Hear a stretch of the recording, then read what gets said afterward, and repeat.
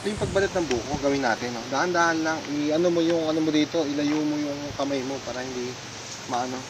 Pwede ba akong post dito para makita yung ano? Ilayo mo yung kamay mo na pag ano ang gagawin natin para safe ka, hindi maano yung daliri mo.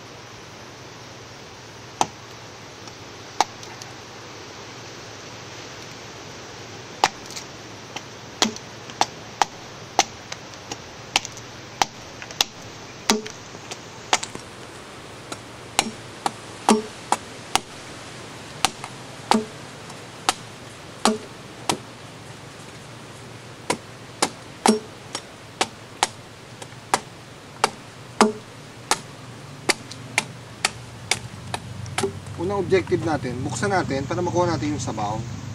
Tapos saka natin hahatiin. Step 2, saka natin hahatiin. Kailangan safe yung ano, iyan natin. Kuha ng picture.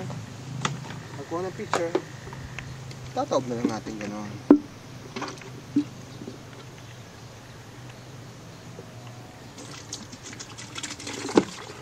Yan. Parang dinak natin sa basketball. Yan, nakuha natin yung sabaw. Bake natin ang buko dito. Itong sabaw, takpan natin.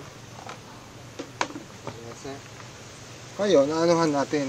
Ang pagbiyak natin, siyempre, ayon sa grains niya. Para madali natin maano. Yan, bubuelo tayo. Okay naman ang sangkalan.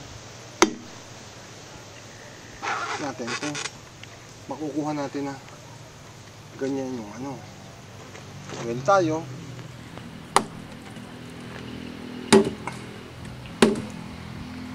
Hindi natin natatapat eh.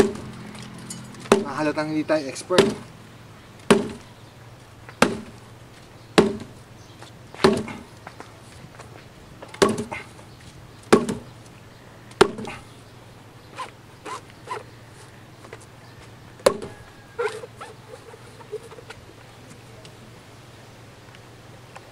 Pero kaya na rin natin 12 size niya. Exercise na yun. Ay ba? Anuhan natin dito, marka natin dito. Sinta, tapos haba. Yan. Yan ang laman niya. Sarap yan. Kain tayong buko. Thank you.